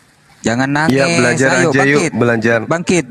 Belajar aja, belajar. Jadi Allah itu pencipta kita itu mengatakan di dalam Al-Quran, "Inna kulla syai'in khalaqnahu biqadar." Sungguh Allah menciptakan segala sesuatu menurut ukuran. Yesus diciptakan dengan ukuran tanpa ayah. Adam diciptakan dengan ukuran tanpa ayah dan ibu. Hawa diciptakan dengan ukuran tanpa ibu, tapi hanya ada Adam sebagai sumber keberadaannya yang dicipta oleh Allah. Oke? Jadi semua dicipta oleh Allah berdasarkan kadarnya. Makanya Yesus mengatakan, "Aku tidak dapat berbuat apa-apa dari diriku sendiri." Itu pengakuan dari mulut Yesus. Percayalah dia kalau dia itu tidak bisa berbuat apa-apa. Yohanes 8:42, "Aku datang bukan atas kehendakku sendiri." Percayalah dia bahwa dia bukan Tuhan itu sendiri, karena dia datang hanya sebagai utusan. Itu pakai logika sehatnya gitu loh. Karena Yesus pun mengajarkan, "Kasihi Tuhanmu dengan segenap akal budimu." Berarti kita diperintahkan untuk berakal. Kita berakal. Anda mengatakan kami menyembah roh. Roh itu makhluk. Roh itu ciptaan yang menjadi bagian daripada hakikat atau esensial yang digunakan Tuhan untuk menciptakan, untuk menghidupkan makhluk. Ibarat listrik, ya, balon, lampu, itu mau dinyalakan harus dialiri aliran listrik. Aliran listrik inilah roh manusia. Jasad ini tanpa dialiri roh, maka manusia mati. Ruh ini adalah makhluk Tuhan yang digunakan Tuhan untuk menghidupkan. Selayaknya kemudian makhluk roh dimasukkan ke dalam jasad, jasad itu hidup. Tapi tidak akan pernah bertahan tanpa ada air, tanpa ada nasi. Berarti jadi air juga. Menurut Anda Allah SWT Maha Pencipta? Ya, inna kulla syai'in khalaqnahu biqadar. Sungguh kapan dia berhenti mencipta? Allah menciptakan segala sesuatu. Kalau ada sesuatu yang baru, itu pasti ciptaannya. Oh, karena berarti Apple, Samsung, TikTok ciptaan Allah. Oh, itu adalah esensial yang dihadirkan oleh makhluk ciptaannya. Allah Iya, menciptakan. yang saya tanya, kapan Allah berhenti mencipta? Allah senantiasa mengurus makhluknya. Allahu la ilaha illa huwal Saya hayyul nggak nanya qayyum. mengurus. Ya, Kapan mengurus. Allah berhenti mencipta? Mengurus makhluk itu artinya apapun yang dibutuhkan oleh aspek kehidupan makhluk itu diurusi oleh Allah. Contoh misalnya, Iya, berarti Allah Anda udah sebagai menciptakan sesuatu. Oh, itu Tuhan Anda yang beristirahat karena capek. Kalau Tuhan kami tak henti-hentinya mengurus makhluk. Kalau bukan Allah yang menjaga alam semesta ini, kalau alam semesta ini tidak dijagai oleh Allah, tidak diurus oleh Allah, lalu yang ngurusnya siapa? Anda. Iya. Yesus Saya yang ngurus. tanya. Nggak mungkin mengurus perutnya aja Yesus repot. Oh, berarti Allah tidak berhenti mencipta ya? Anda setuju? Allah terus menerus mengurus makhluknya. Loh, kok lari ke mengurus? Susah. Saya nanya mencipta kok jadi mengurus? Kalau ada sesuatu yang baru, berarti itu dicipta. Dari tidak Apa ada yang baru? menjadi Contohnya- ada, contohnya gitu apa? loh. Contohnya apa? Contohnya anak yang baru lahir, tumbuhan yang baru tumbuh dari tunasnya keluar, biji-bijian tumbuh. Itu semua ciptaan. Kamu pikir itu buatan nenek moyangmu? Kamu pikir Yesus yang bikin itu? Yesus sibuk dengan perutnya, kosong lapar dia. Tidak makan seminggu mati dia. Dia tidak sebulan kena lepar dia, pecah ususnya. Itu bukan Yesus itu ciptaan, sibuk. kawan. Itu bukan Yesus ciptaan. sibuk dengan Itu proses kemanusiaannya berkembang biak. dia. Waduh, kau salah paham kau. Segala sesuatu yang ada yang tadinya tidak ada itu namanya cipta. Paham cipta? Paham cipta? Apa itu cipta? Sebelum dikasih tambahan imbuhan, apa itu cipta? Paham? Apa itu karya? Terkait dengan HP, laptop dan seterusnya, itu adalah hal yang dientaskan dari akal yang dicipta oleh Allah, yang diberikan Allah kepada manusia. Kalau manusia itu tidak diberikan akal, tidak mungkin dia menciptakan HP, membuat HP dan seterusnya. Pahami itu dengan baik. Ya. Kan saya begini. Sejak zaman apa bukti kemahakuasaan Allahmu selain Al-Quran? Coba sebutkan.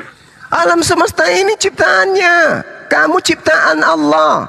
Kamu pikir kamu sejak zaman Nabimu sampai sekarang apa bukti kemahakuasaan Allah? alam semesta ini ciptaannya. Jadi Tuhan saya Sejak zaman Nabimu, sejak zaman Nabimu. Waduh, kamu nggak ngerti pertanyaan kau. Ya kalau begitu saya bertanya juga. Sejak pertanyaan yang sama dan kamu harus jawab. Kan saya sudah jawab, tapi kau mengatakan sejak zaman Nabimu sekarang apa yang diciptakan Yesus? Ketika dia datang ke bumi, ini sudah datang ke bumi loh, Tuhan kau itu. Apa yang Di zaman diciptakan? Yesus, Coba. di Al-Quranmu kan ada. Pada waktu anak-anak dia menciptakan. Ya, burung dari jangan kau beriman ke Al-Quran tiba-tiba. Jangan kau tiba-tiba beriman ke Al-Quran. Di dalam kitabmu apa yang Yesus ciptakan? Sebut aja. Iya, itu kan kalian mengutip dari Injil Thomas kan? Coba kamu tunjukkan apa yang diciptakan oleh Yesus, coba. Satu aja. Coba. Coba. Aku menciptakan. Aku menciptakan ibuku. Aku menciptakan rahim yang ada di dalam rahim ibuku untuk aku tempati semedi 9 bulan. Makanya tadi ku bilang Allah itu kapan menciptakan kalian bingung kan? Parah. Biar Anda tahu ya, pada zaman hidupnya Yesus itu Pak Subah sudah menjabarkan entenya tidak menerima atau tidak mendengar. Nah, ketika pertanyaan dibalik, ente tidak bisa menjawab.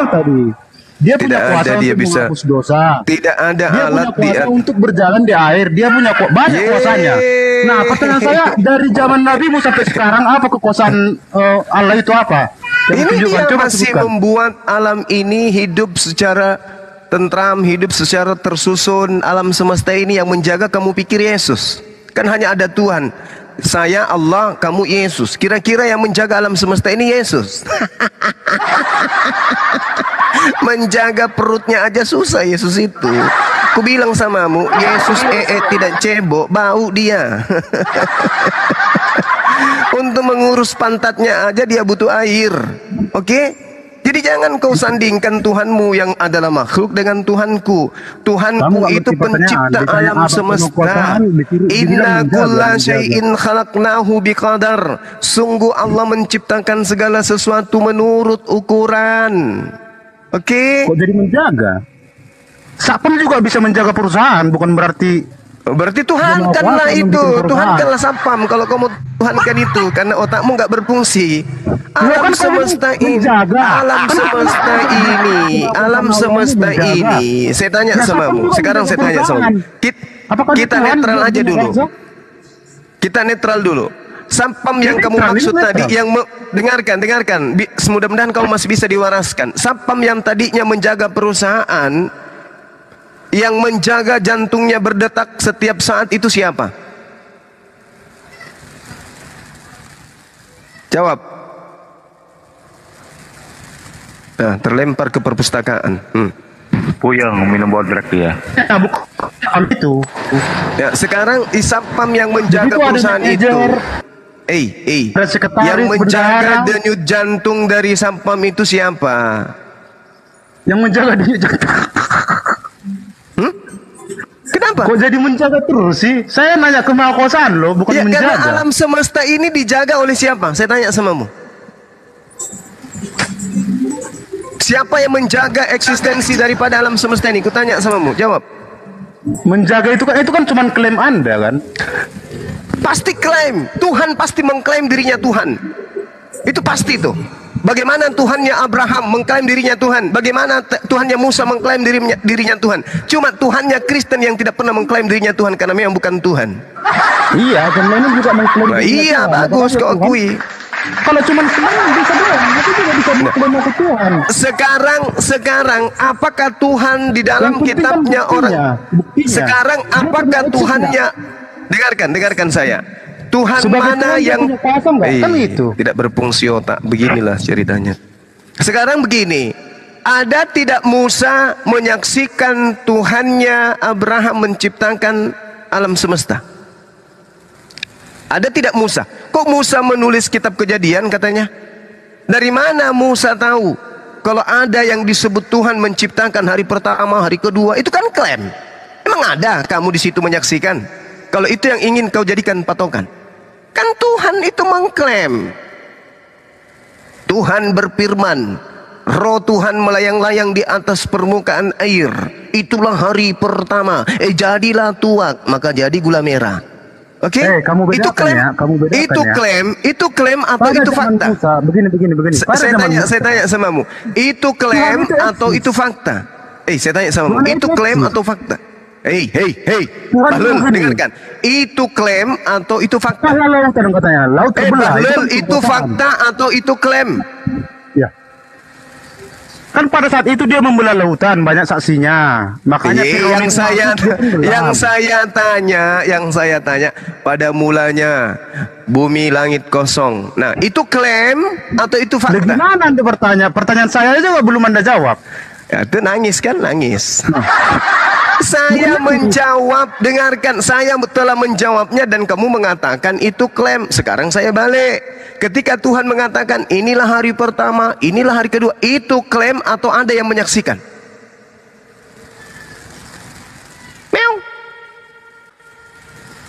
Meow. Diskusi kok nggak punya akal, gimana sih? Jadinya ngotot-ngototan karena semua penjelasan saya tidak bisa masuk di kepala Anda mental. Ibaratkan botol kosong yang tertutup tidak bisa masuk air. Itulah Anda. Anda nggak mengerti, kawan. Anda nggak mengerti. Saya tanya samamu, kamu mengatakan itu klaim. Saya balik nanya, ketika Tuhan di dalam kitab mungkin Anda nggak ngerti pertanyaan, nak. Gini aja. Apa mujizat? Dengarkan saya. Ketika Musa menulis kitab Kejadian, di situ ada yang disebut Elohim. Mengatakan jadilah terang, maka terang itu jadi. Itu klaim atau itu fakta? Jawab. Jawab.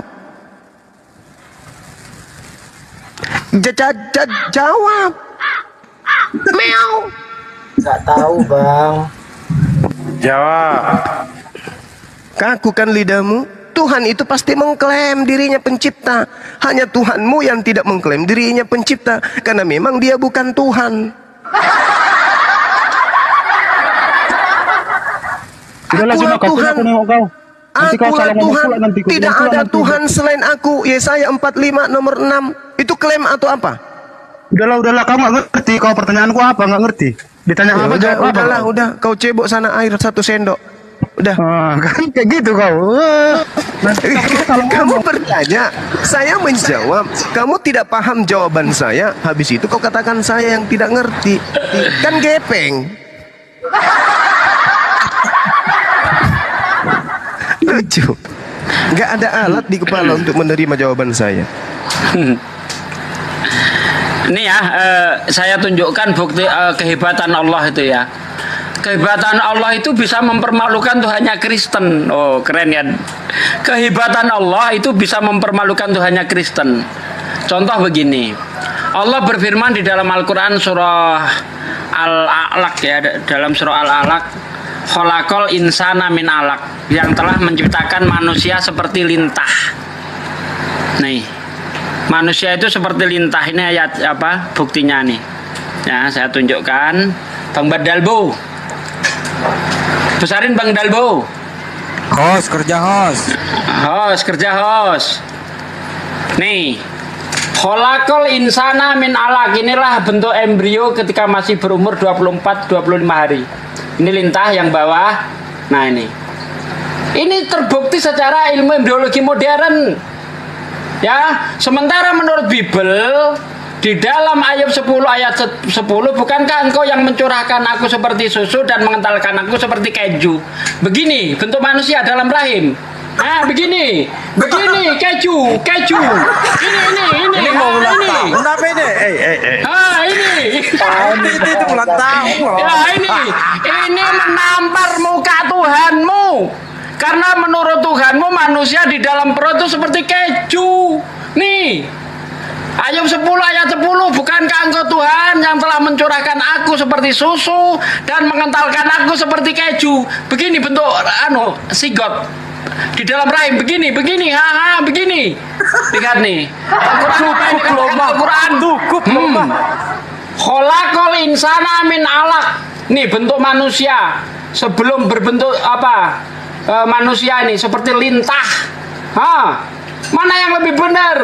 Ketampol muka Tuhanmu. Hebat Tuhanku. Selesai. Assalamualaikum. Waalaikumsalam warahmatullahi wabarakatuh. Bang, mohon izin nambahi.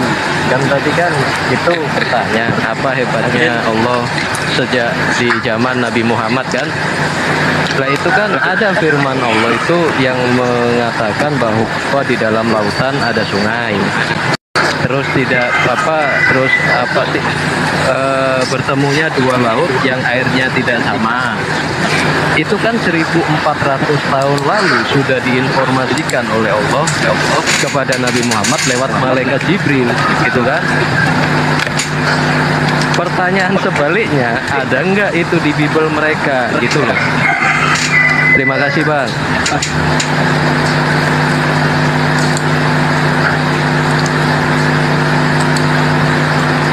Pade di mana nih noise Pade? Hah? Noise ya? Pakai kipas angin Ya, atau noise paling balik?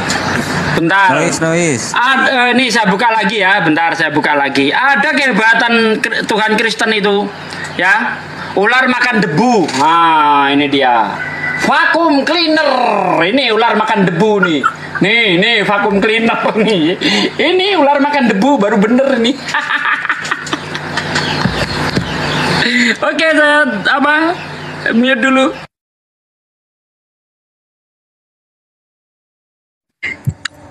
Ya, betul yang disampaikan oleh Bang Jurni tadi ya. Apa kehebatan Allah? Allah menjelaskan melalui Al-Qur'an ya yang diwahyukan kepada Rasulullah Muhammad SAW melalui malaikat Jibril. Allah menginformasikan bahwa di dasar lautan ada api, di dasar lautan ada sungai, dan ada laut yang bertemunya dua air, yaitu air asin, dan air tawar yang mana keduanya tidak saling melampaui.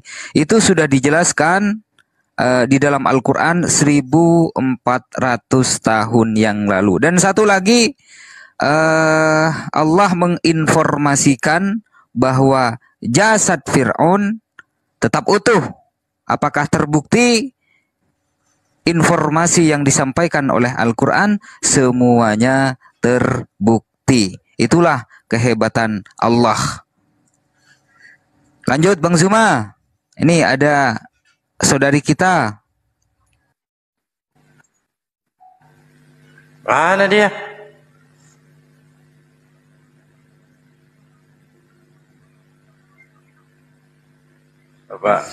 Pak D dapat dari mana itu gambar keju itu Pak D? Ya dari Google lah. Di sini petir menyambar di gunung. Hujan pakai headset. Iya, hujan. Mau ini. Angin ribut. Ya, saya lagi makan keju ini. Iya, atau sabar. jangan-jangan Bang Zuma ini nggak nonton kejunya Pak D tadi? Nonton lah, wong dari dulu Ayub 10 itu. Itu Ayub 10. Berarti ada itu ya. Dilanjut. Bang Zuma lagi ada ruah di atas gunung ya? Iya, betul. Ruah di atas gunung melayang-layang nih banyak kali. Pohon-pohon lagi bergoyang. Pohon-pohon lagi bergoyang-goyang nih. Lanjut sahabat-sahabat sekalian. Insya Allah sedikit lagi saya masuk kembali. Saya monitor kok. Saya di sini. Jadi benar sekali yang dikatakan Bang Zuma. Orang yang dibangkitkan dari kematian itu bukan Tuhan, sebagaimana yang diasumsikan Kristen. Orang apa buktinya Yesus Tuhan? Dia bangkit dari kematian. Coba tanya murid-muridnya Yesus. Orang yang dibangkitkan dari kematian itu Tuhan atau hantu? Ternyata menurut para murid, orang yang dibangkitkan dari kematian itu adalah hantu. Mana ayatnya? Lukas 24 ayat 36 sampai ayat 40 itu dibaca. Ketika para murid itu sedang berkumpul, tiba-tiba Yesus nongol dan berkata, damai sejahtera bagimu. Para murid takut dan ngeri menyangka Yesus hantu. Nah itu dia. Orang yang bangkit dari kematian itu bukan Tuhan, tapi hantu. Itu juga yang diterangkan oleh Yesus di dalam Lukas 20 ayat 36.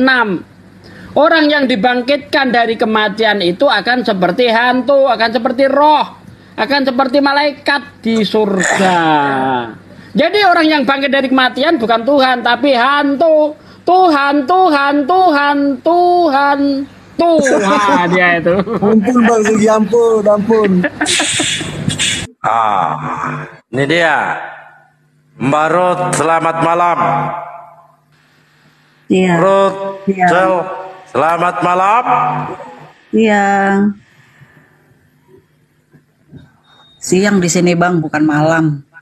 Ya, selamat datang Mbak Rusel. Saya di tempat saya malam. Mungkin Anda Kristen apa Muslim nih?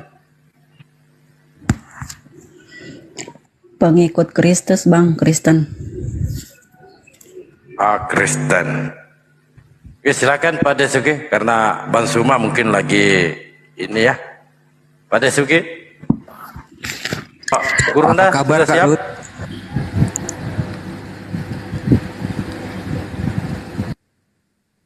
Halo. Apa kabar Kak Ruth? Ya, Sehat. Sehat. Kak Ruth pengikut Kristus, pengikut Yesus. Kira-kira ajaran yang mana yang diikuti oleh Kak Ruth ini? Ajaran Yesus? Ajaran Yesus, iya. Iya, ajaran Yesus yang mana yang diikuti oleh Kak Ruth? Ya ajaran Yesus. Bahwa kami Iya, percaya ajaran Yesus yang mana gitu loh. Bahwa kami percaya bahwa hanya lewat Yesus lah kami bisa ketemu dengan Bapa di surga begitu. Aku adalah apa itu? Hanya melalui aku, apa namanya bunyinya ya, ayatnya itu ya. Ya seperti itu. Akulah jalan kebenaran dan hidup. Tidak ada Karut. Kira-kira Anda berani nggak mencontoh ajaran Yesus ini? pergilah kamu ke kampung di depanmu itu, kamu akan menemukan keledai muda yang tertambat, yang belum pernah ditunggangi orang, lepaskan bawa kemari. Kira-kira Anda berani nggak menyuruh anak Anda gitu? Pergilah kamu ke kampung di depanmu itu, kamu menemukan motor, di situ ada kuncinya, naikin bawa kemari gitu. Kira-kira berani nggak Kak Ruth menjalankan itu? Ya kalau itu suara dari Allah kami ya kenapa enggak? Oh, kira-kira itu ditangkap polisi nggak ya tiba-tiba ngambil motor orang tanpa izin begitu? Lah, tadi motor apa yang itu sih gimana sih? Iya, kalau itu kan intinya gini loh. Kenapa saya analogikan ke motor karena kan tunggangan itu. Kalau sekarang Ya karena beda sekarang lah, tunggangan Bang. orang itu adalah motor, Ya beda kalau lah, dulu kan Bang. adalah keledai. Nah, kira-kira berani enggak? Ya beda lah itu. Ya udah deh, diganti keledai aja nggak apa-apa. Pergi kamu ke kampung Kuda, Pak Ji. Ganti kuda. Kuda. Ya. Nah, kira-kira berani enggak itu ngambil keledai orang tanpa izin gitu? Ya enggak lah. Lah, kenapa nggak berani? Nah, terus? Hah? Lah kan itu kan ajaran Yesus. Enggak Itu kan ada. ajaran Yesus. Enggak ada diajarkan itu untuk menjadi. Markus 11 ayat 1 sampai 3 coba dibaca. Bentar. Ketika Yesus sampai di Bethfage di Betania, yaitu di Bukit Zaitun, Yesus menyuruh salah seorang muridnya, pergilah kamu ke kampung di depanmu itu, kamu akan menemukan keledai muda tertambat yang belum pernah ditunggangi orang. Lepaskan bawa kemari. Nah, kira-kira Anda berani nggak? Berarti kan itu nggak ada yang memiliki, Bang. Oh, nggak ada yang memiliki. Iya, Lukas kan nggak ada 19 yang begitu bentar. Belum bacain begitu? Bentar saya bacakan. oke. Lukas 19 ayat 33 coba dibaca, ada yang punya enggak itu? Berapa? Lukas 19:33. Lukas 19. Nah, 33. Ketika para murid melepaskan keledai itu, maka berkatalah yang punya keledai, "Mengapa engkau melepaskan keledai itu?" Ada yang punya nggak keledainya itu? Katanya nggak ada yang punya. Kok ada yang punya sih? Yang bener Lukas atau Anda ini?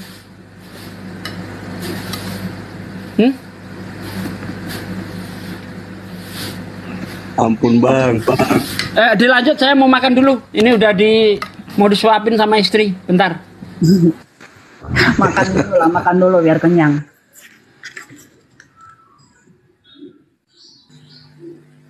Silakan yang lain. Mungkin Mbak Gurunda mungkin lagi istirahat atau makan dia. Ada lagi yang mau aku mau bertanya, boleh nggak, Bang?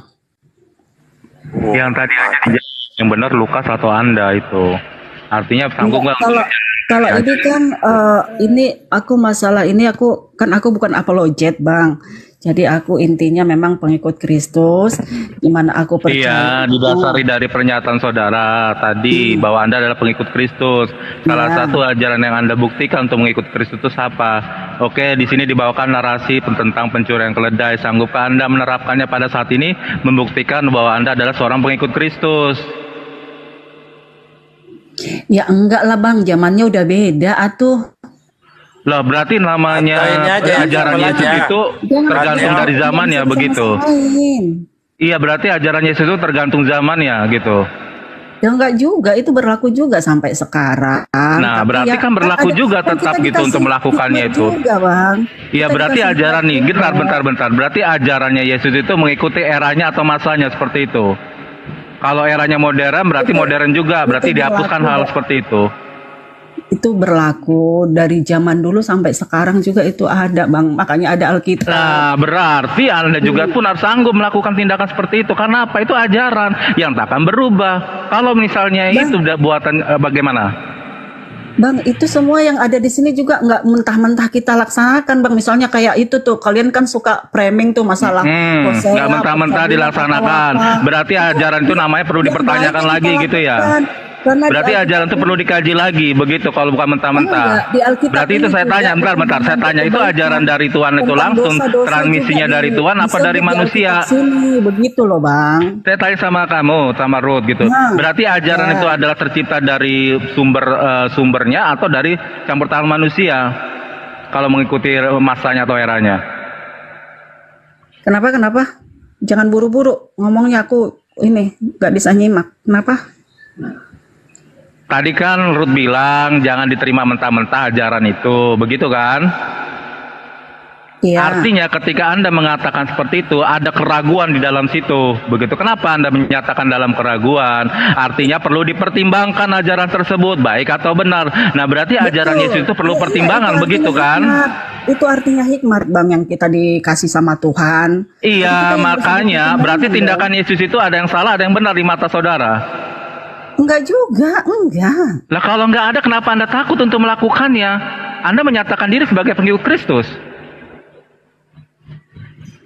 Iya, kalau masalah ini mah yang keledai-keledai ini aku kurang paham menerjemahkan ini ya seperti apa, karena kan Gak ada yang perlu diterjemahkan loh, saudara Ruth. Itu udah berbahasa Indonesia, apa yang mau diterjemahkan? Ya kalau di sini kan kalau Tuhan membutuhkannya ya kenapa enggak? Kan mereka ini akhirnya minta izin sama yang punya keledai itu kan? Gak ada di situ ditulis minta izin. Justru di situ mengapa engkau mengambil keledai itu di situ dalam Lukas tersebut. Nah, Tuhan memerlukannya kan dikasih tahu. Ya udah berarti karena dikasih tahu sama yang Pak Teo. Ya. Izin. Kalau Ibu tidak mampu melakukan itu, pertanyaan saya kan Anda pengikut Kristus tadi. Ya. Ya. Apakah Anda sudah membuktikan? Apakah Anda sudah membuktikan ketika Anda mengaku pengikut Kristus? Membuktikan apa nih? Dalam hidup aku atau di dunia di sini ini? Anda diperintahkan untuk membenci keluarga. Ketika Anda mau menjadi murid atau pengikut Yesus. Di mana di sini? Nggak ada di sini aku disarankan untuk membenci keluarga. Di Lukas 14 nomor 26. Lukas 14. Jikalau seorang datang kepadaku dan ia tidak membenci bapaknya, ibunya, istrinya, anak-anaknya, saudara-saudaranya laki-laki atau perempuan, bahkan nyawanya sendiri, ia tidak dapat menjadi muridku. Oh iya. Anda ini kan pengikut Kristus. Iya. Maksudnya gini loh Bang, kita jangan mengutamakan apa namanya, kalau memang kita mau jadi pengikut Kristus, misalnya nih kalau kita pelayanan di gereja, kita utamakan pelayanan kita di gereja, bukan misalnya ada kalau orang tua, saudara-saudara itu kan udah hal duniawi Bang. Begitu loh. Jadi kita di sini utamakan kan pekerjaan bukan Tuhan, ini, Mbak. itu di situ. Enggak ada. Kok dipremin? Gimana sih? Enggak, itu Kok bukan dipremin. Coba baca, Mbaknya sendiri yang baca. Lukas berapa sih? Lukas Coba baca dulu lah. Jangan Lukas dipremin. berapa Lukas? Enggak, enggak ada yang Lukas 14 nomor 26. Iya. Nomor Coba ayat baca. 26-nya. Bentar. Lukas Lu 14. ini aneh, baca aja belum udah ditafsir. Bukan, ini Lukas 14 berapa? Lukas 14 ayat 26 enggak ada loh Bang di sini. Di Alkitab aku nih Lukas. Masa tidak ada? Enggak ada, ini Lukas 14 ini sampai Ibu ayat. kamu apa sih? Lukas 14 nomor 26. Atau Iya, ini nggak ada lengkapnya di sini. deh. Lukas 14 pasal 14 ayat 26. Oh iya nih, segala sesuatu harus dilepaskan untuk mengikut Yesus. Iya, jadi ini loh, segala sesuatu harus dilepaskan untuk mengikut Yesus. Baca dulu 14 16 26. 26. Benar tadi yang kata Abang, jikalau seorang datang kepadaku dan ia tidak membenci bapaknya, ibunya, istrinya, anak-anaknya, saudara-saudaranya, laki-laki atau perempuan, bahkan nyawanya sendiri, ia tidak dapat menjadi muridku. Yaitu, Artinya Anda harus membenci keluarga. enggak, di sini maksudnya bukan benci, jadi benci begitu loh Bang. Maksudnya itu kita kalau mengikut Tuhan, melayani Tuhan itu, kita jangan mengutamakan keluarga kita jangan pikiran kita ke keluarga, ke anak-anak, tapi fokuslah melayani Tuhan, begitu loh Bang. Ini kata membenci loh. Iya, itu di situ kan bukan artinya kita jadi membenci, jadi musuhan sama orang tua, sama keluarga, enggak begitu. Jadi bagaimana caranya ketika kita coba praktekkan dan tunjukkan kepada saya ketika membenci keluarga atau bapak seperti aku nih ya Bang ya, nih maaf ya, maaf. Nih kayak aku nih kayak pelayanan di gereja, Coba. lagi ada pelayanan. Tiba-tiba suami aku datang nih. Saya tidak bertanya ke situ bagaimana Itu caranya tentang keluarga. praktek.